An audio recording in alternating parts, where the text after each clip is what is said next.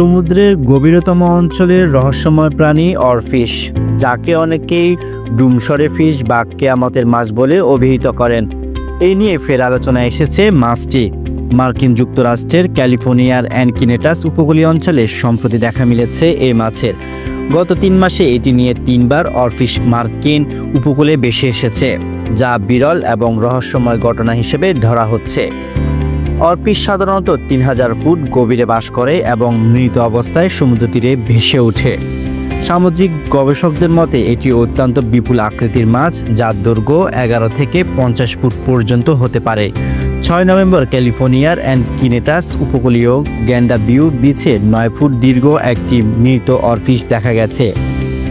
California ইউনিভার্সিটির oceanography বিভাগের অধ্যাপক অ্যালিসন লাফেরিয়া তার ফেসবুক পোস্টে এই তথ্য জানিয়েছেন। মৃত মাছটি উদ্ধার করেছে যুক্তরাষ্ট্রের জাতীয় সমুদ্র ও বায়ুমণ্ডলীয় প্রশাসন এবং গবেষণার জন্য আঞ্চলিক মৎস্য বিজ্ঞান কেন্দ্রে স্থানান্তর করা হয়েছে। সামুদ্রিক কঙ্কাল সংগ্রহকারক কেন্দ্রের ব্যবস্থাপক বেন প্লেবল জানান, মাছটি হিমায়িত করে রাখা হয়েছে, যা ভবিষ্যতে গবেষণার সহায়ক হবে। অরফিশ নিয়ে মানুষের মধ্যে নানা ধরনের কুসংস্কার রয়েছে।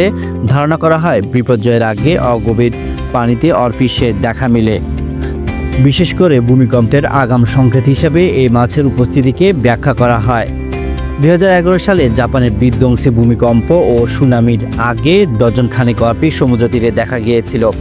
ফিলিপাইনের উপকূলীয় ভূমিকম্পের আগে একাধিক অরফিশ ভেসে আসার ঘটনা ঘটেছে।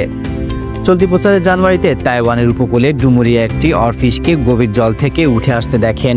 তখন জাপানের ভূমিকম্পের পূর্বাভাস হিসেবে এটিকে চিহ্নিত করেছিলেন অনেকেই। বিগত শতাব্দীর মাত্র 22 বার অরফিশ যুক্তরাষ্ট্র উপকূলে দেখা গিয়েছে। সাম্প্রতিক ঘটনাগুলো সামুদ্রিক গবেষকদের কৌতূহল বাড়িয়ে দিয়েছে। এই মাছের আচরণ এবং এর প্রভাব নিয়ে আরও গবেষণার প্রয়োজন মনে করছেন বিশেষজ্ঞরা।